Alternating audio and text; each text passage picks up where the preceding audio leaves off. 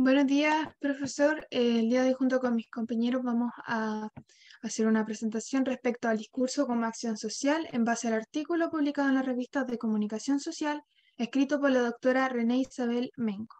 Siguiente. Introducción.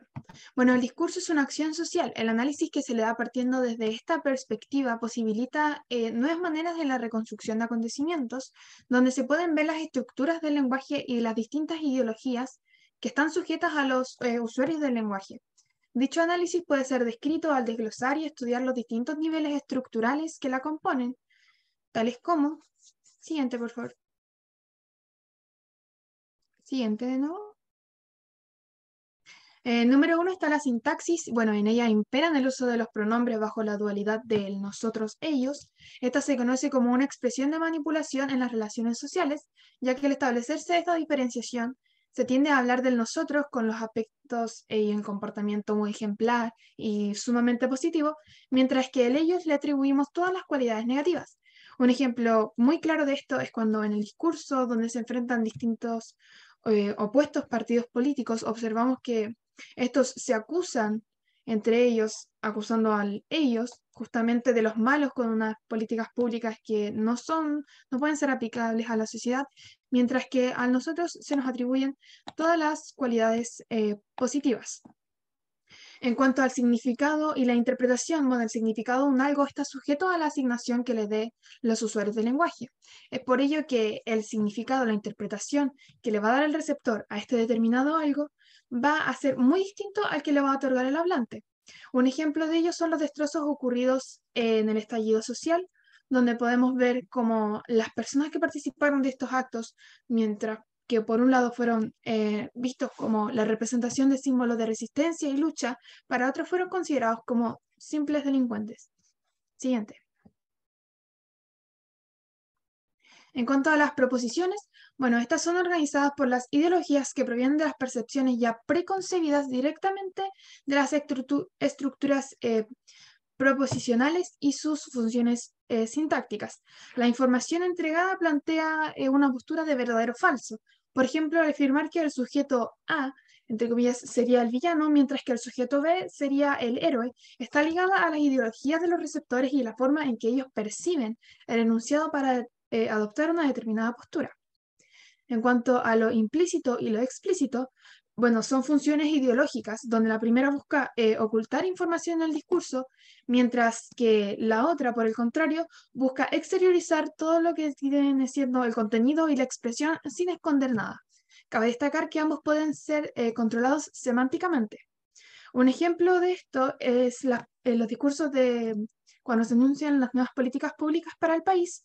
Vemos que explícitamente se exteriorizan todos los que serían las nuevas políticas públicas e implícitamente se está dando a entender que el gobierno está justamente preocupado de crear una sociedad mejor. Siguiente. Bueno, las estructuras esquemáticas hablan de las posiciones ideológicas y cómo están expresadas en las estructuras formales del discurso. Por ejemplo, qué es lo que se pone, qué información va contenida en la bajada de una noticia, en el titular, en el desarrollo, etc. En cuanto a las estructuras retóricas, bueno, estas vemos que están muy frecuentemente en el contexto persuasivo, abarcando figuras como la repetición, la rima, la sustitución, metáfora, comparación, etc. Bueno, la metáfora se usa para destacar aquellos aspectos negativos de los enemigos, mientras que la comparación se utiliza, por el contrario, para atenuar nuestra culpa. Por ejemplo, cuando los políticos de un determinado partido político se refieren metafóricamente a un escándalo que surge dentro del partido contrario, lo utilizan siempre o comúnmente el término de show mediático justamente para atribuirles cualidades negativas.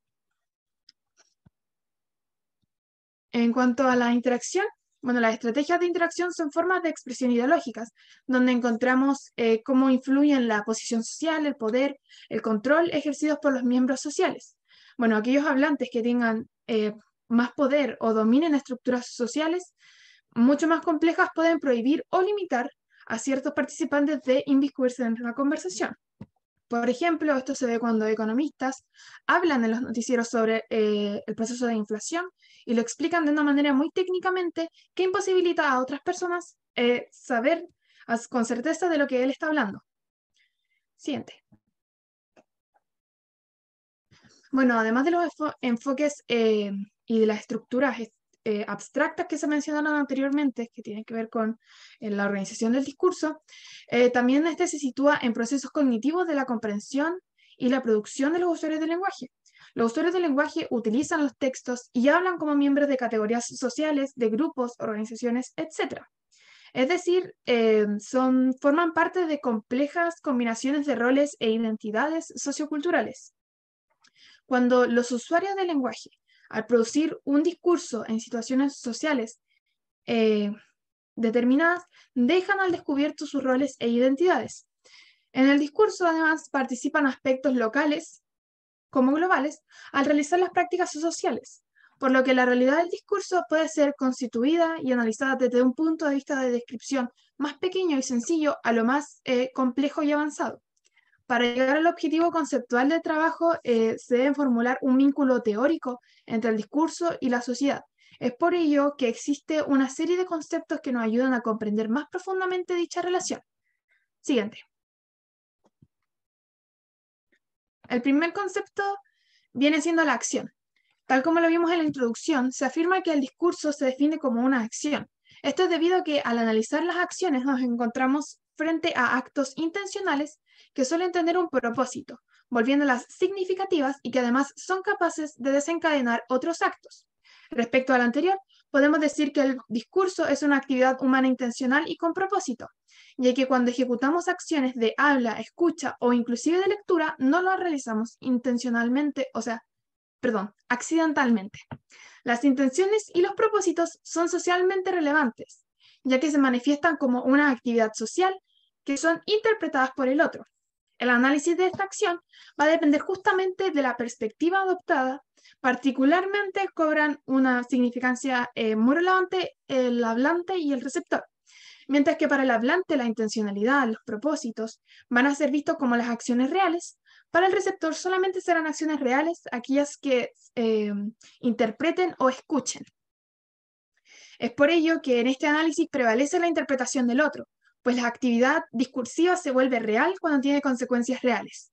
Un ejemplo del discurso social y de la acción, más bien, son las campañas electorales presidenciales. En ellas vemos cómo los candidatos en sus discursos anuncian numerosas propuestas, por las cuales deberían ser elegidos, prometiendo cumplirlas en su mandato.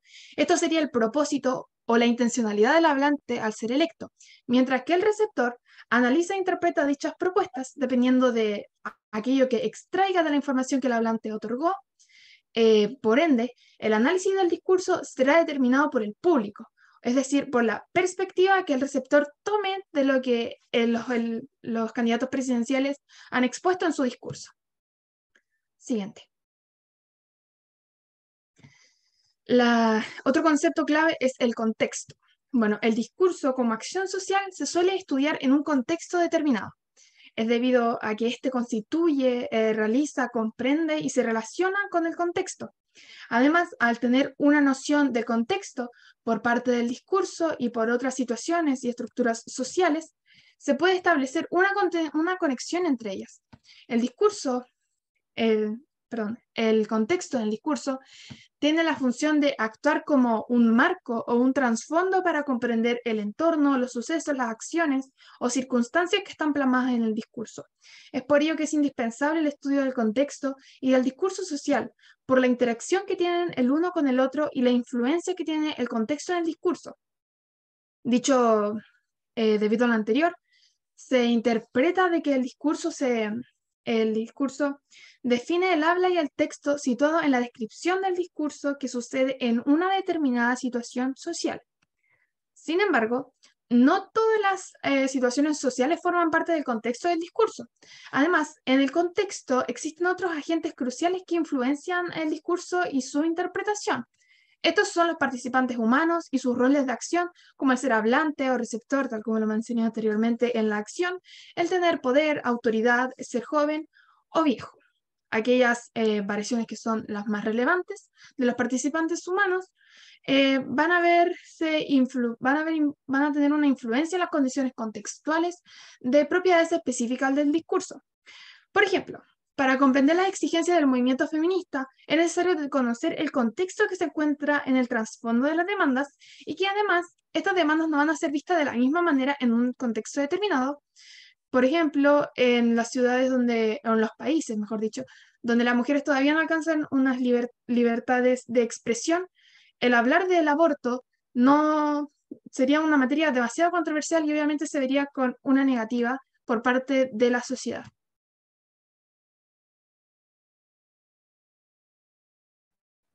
Siguiente.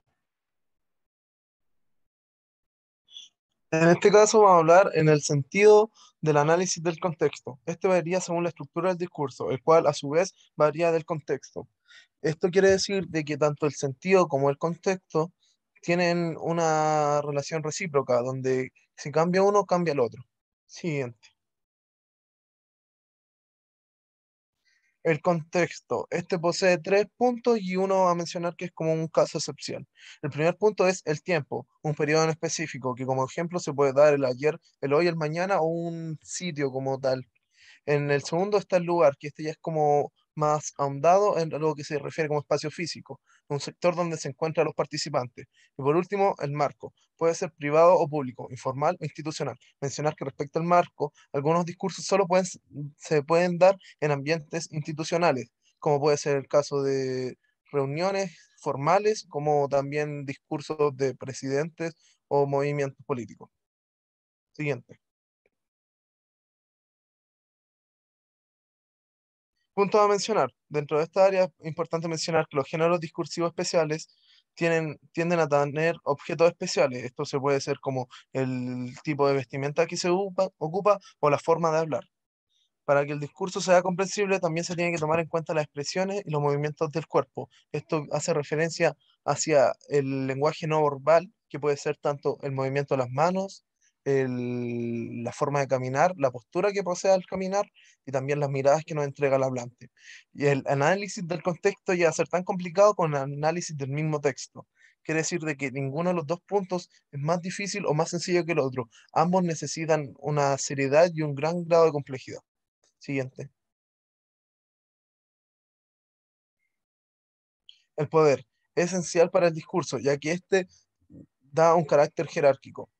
Según Van Dijk, este se podría explicar como las capacidades de control que tiene un grupo A sobre un grupo B, llegando a ser que los del A impongan sus deseos sobre el B. Como se mencionó hace poco, tienen un carácter jerárquico, es decir, que hay algo más alto que el otro. Y con este sentido se puede entender como es el hablante y el oyente, ya que el hablante tiene un poder más grande, por llamarlo así, que el oyente. Pero como Van Dijk lo dijo, también el poder se puede referir a un tipo de grupo, un grupo que sea más fuerte que el otro. Y hay otras formas de imponer el poder. Siguiente, Brian, que lo vamos a ver en el siguiente ejemplo. Ejercer el poder. Como ya mencionamos, hay tres formas de ejercer el poder. Mediante la coerción, que hace referencia a la fuerza física, o el uso de instituciones militares, como puede ser el uso de la fuerza como golpes o cosas por el estilo, o el otro como la toma de Estado o golpe de Estado, que también se le llama. El otro es el control de recursos necesarios. Con necesario se refiere a usos básicos, como el alimento o el agua. Y el último, que es el más complejo, es mediante el control de los dominados, que se podría llamar cierto tipo de control mental, que viene en base a los mensajes subliminales y el control de los medios de comunicación. Siguiente, Brian. Punto a mencionar. En la actualidad, para poder dominar es necesario dominar los medios de comunicación, debido a que somos una sociedad que está totalmente influenciada por estos medios. Si se tiene control de ellos, ya se puede controlar absolutamente todo.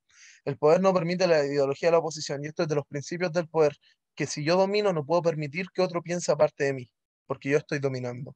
Y en el ambiente de la política es necesario una base discursiva que se centre en el análisis crítico de la sociedad. Quiere decir que se necesita un análisis más que exquisito en base a los problemas que se encuentra en la sociedad para yo poder dar un discurso que justifique mi actuar. Siguiente, Brian. Ya, la ideología es la parte que comparte es la contraparte cognitiva del poder. También se le puede asociar al término de creencia, que en las palabras de Van Dyck, cualquier cosa que puede ser pensada. La ideología sería la base de las creencias sociales compartidas por un grupo social. Siguiente, Brian. Tipos de creencias, ya que como dijo Van Dyck, se le puede asociar a la palabra creencia.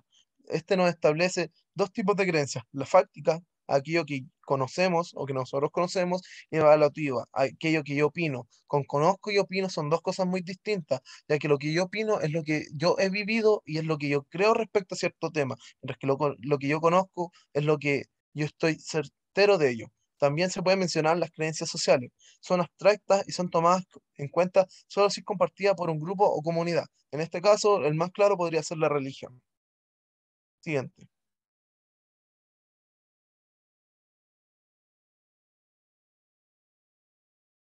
Sistemas de creencias que conforman una ideología. Esto ya va más en como en la forma teórica, por llamarlo así, de cómo se conforma una ideología. Primero, la creencia evaluativa socialmente compartida u opiniones. Ofrecen una visión de lo que es correcto o incorrecto. A estas mismas creencias no se le puede establecer un criterio de verdad, ya que al ser opiniones no poseen un punto base, algo que se pueda decir de que no hay manera de que esto sea contradecido. Y aparte que una opinión es algo subjetivo. Las actitudes, creencias evaluativas generales, opiniones, socialmente compartidas por un grupo, es decir, algo que cree mucha gente, como en este caso también se puede mencionar la religión. Las creencias fácticas o socialmente compartidas o conocimiento corresponde a someter este tipo de creencias a criterios de verdad. Por ejemplo, si cierto grupo cree que África no es un continente, es necesario someterlo para ver qué tan cierto es esto. Como en este caso sería falso. Siguiente.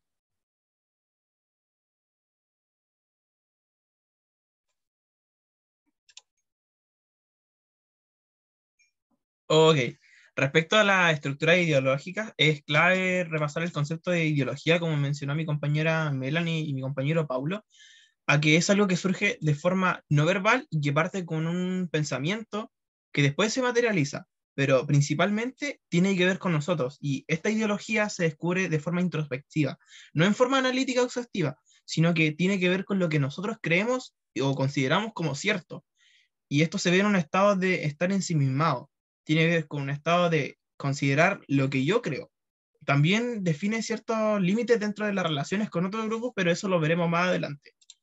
Primeramente está la polarización, y esto tiene que ver con el paralelo entre nosotros y ellos, como bien hizo mención mi compañera Melanie.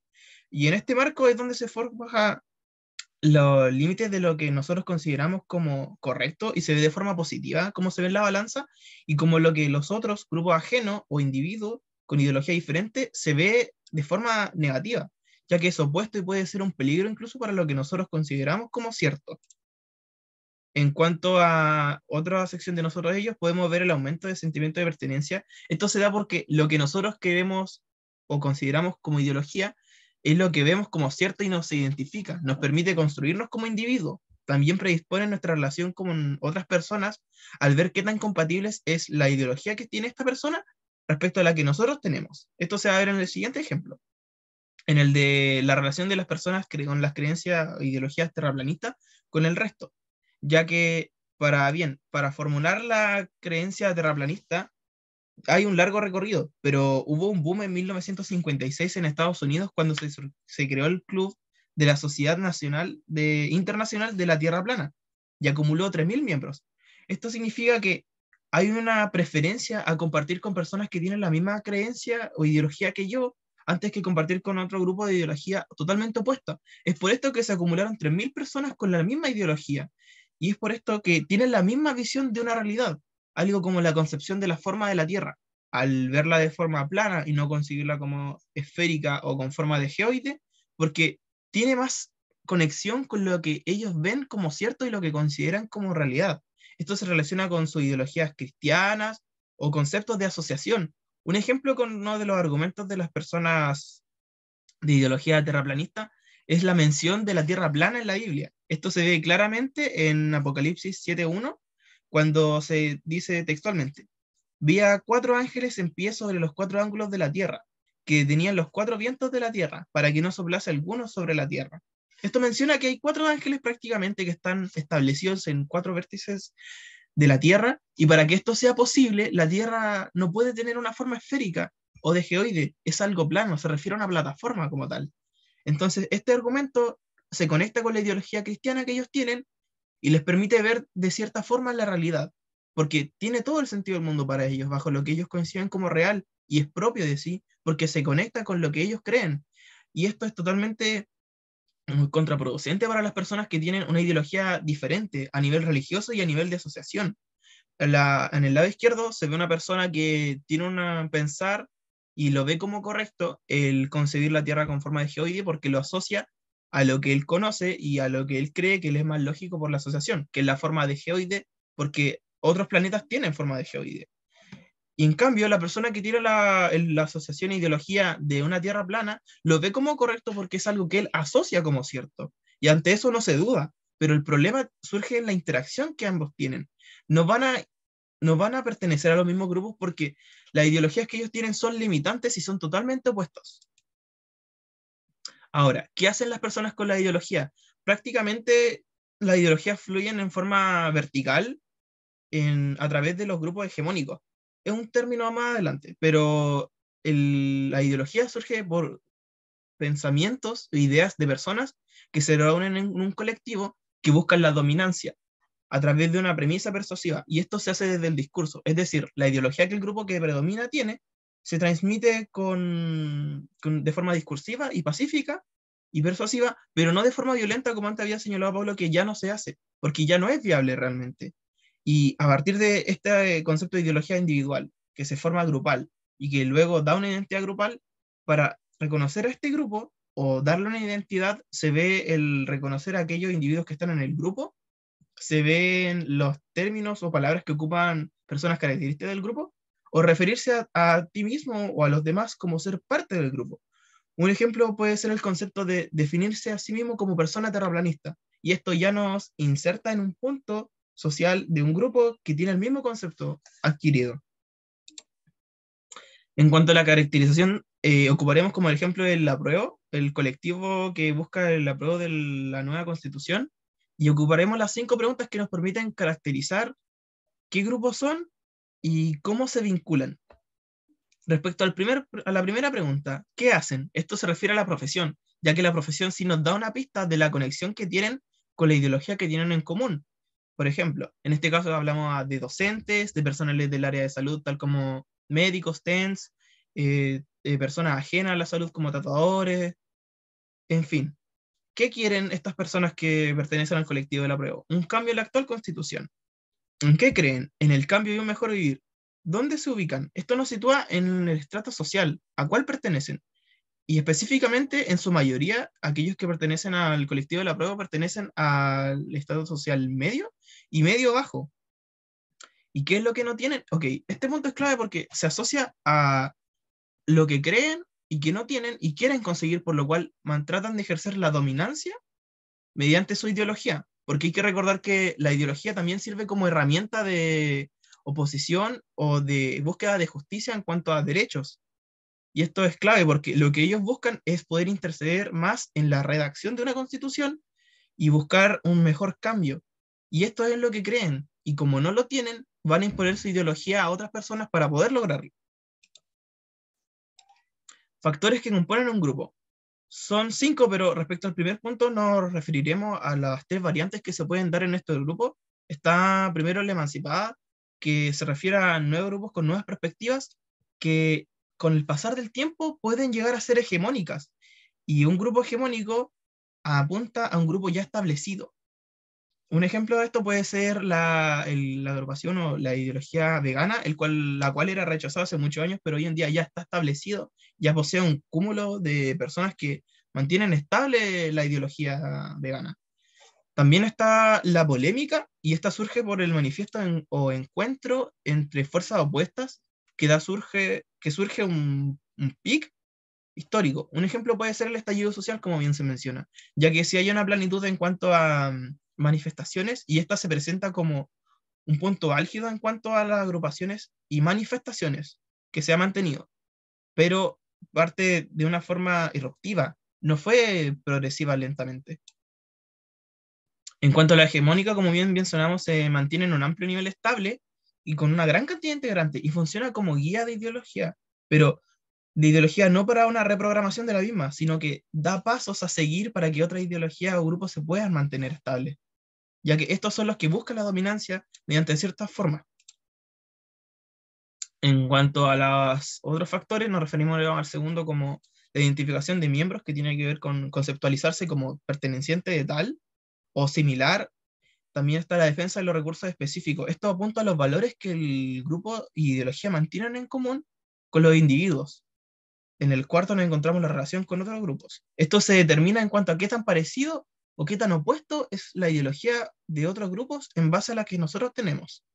La quinta señala la actividad específica o un objetivo compartido levemente. ¿Y esto qué nos quiere decir básicamente? Quiere decir, en síntesis, que aquellas personas que pertenecen a una agrupación están dentro de un colectivo porque tienen una ideología. Y si bien no es necesario que sea igual la ideología en cierto nivel a los integrantes del colectivo, pero sí es intrínseco de ellos, en cierto aspecto, el mismo fin, la misma búsqueda. Un ejemplo, en una agrupación de personas en contra del racismo, está el eliminar el racismo a toda costa, pero dentro del colectivo se pueden encontrar algunos individuos que no tengan la intención necesaria de eliminarlo al 100% por la creencia de que no se puede eliminar al 100%, pero sí tienen la intención de eliminarlo, y esto les permite convivir con las otras personas que tienen una ideología o un fin parecido o igual dentro del colectivo. Dentro de la estrategia global a través del discurso, otra vez ejemplificando respecto al colectivo del apruebo, tenemos el expresar y enfatizar la información positiva de nosotros. ¿Esto qué quiere decir básicamente? Que aquellos que pertenecen al colectivo o que tienen en sí alguna ideología que comunicar o se ve en un canal de comunicación con otras personas o un individuo, va a tratar de buscar la información positiva de la ideología que él posee o de su colectivo y de destacar la información negativa del otro grupo. En este caso sería el rechazo. También va a tratar de suprimir y desenfatizar información negativa de la ideología opuesta, pero tratar de enfatizar la información positiva de nosotros a la vez que se suprime la negativa de la misma ideología, porque esto permite ejercer la dominancia entre ambas y así poder ir aumentando hasta volverse hegemónica. En cuanto a los cuatro momentos del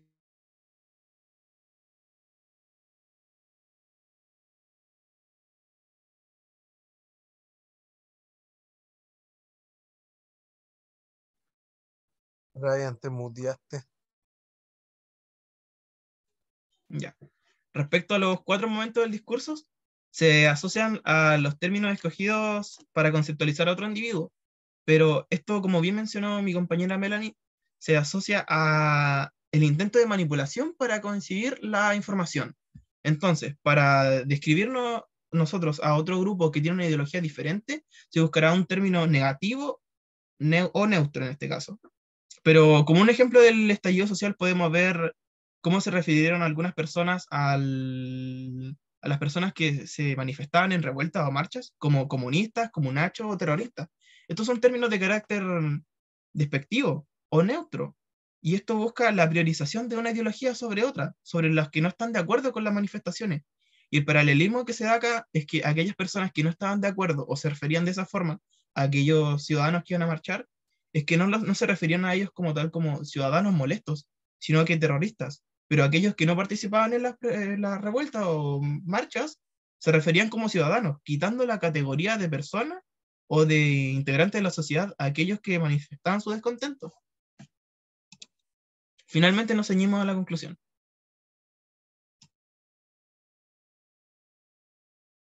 En conclusión, podemos afirmar que el discurso es una acción social que tiene una intencionalidad donde intervienen las estructuras del lenguaje, estructuras sociales y las ideologías, las cuales están sujetas a los usuarios del lenguaje. Ahora bien, cuando buscamos analizar este discurso, debemos comenzar a centrarnos en los niveles estructurales básicos que la conforman, tales como la sintaxis, el significado e interpretación, las proposiciones, el carácter implícito e explícito, las estructuras esquemáticas, estructuras retóricas y la interacción. Asimismo, es relevante también el centrar el estudio del discurso en los elementos sociales, ya que la realidad social tiene un rol importante en la construcción del discurso y su interpretación, pues se encuentra sujeta a factores determinantes que nos permiten establecer un vínculo entre el propio discurso y la sociedad. Por ende, para analizar estas nociones interpretativas y lo contenido en el discurso, es primordial el estudio de los conceptos teóricos presentes en este, tales como la acción, la cual propiamente tal define por completo lo que sería el discurso, refiriéndose a este como una actividad humana controlada que tiene un propósito, además de una intención, el cual puede ser interpretado eh, donde prevalece la mirada o la perspectiva del otro. De igual manera, el contexto es utilizado con frecuencia, aunque no suele analizarse con detalle, con tanto detalle como lo sería el habla y el texto. Sin embargo, tiene una gran importancia en la interpretación, pues el discurso se produce con las características determinadas por el contexto.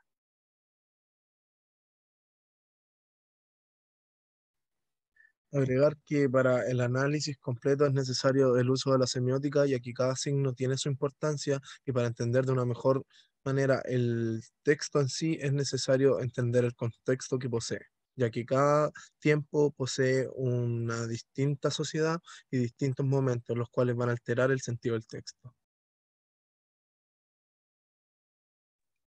Finalmente, para agregar a la conclusión individual y global de mis compañeros, quisiera mencionar la importancia del contexto, el análisis del discurso como tal, los cuatro momentos y la influencia que tiene el propagangar la ideología que cada uno tiene o de forma grupal, como bien mencionó mi compañero Paulo, porque es clave como futuro docente el comprender la importancia de esto y cómo se manifiesta, ya que así nosotros podemos tener más conocimiento y entendimiento de la importancia del discurso y podemos manifestarlo de forma más clara a nuestros futuros estudiantes y así ejercer mucho mejor nuestra vocación. Muchas gracias por su atención. Muchas gracias.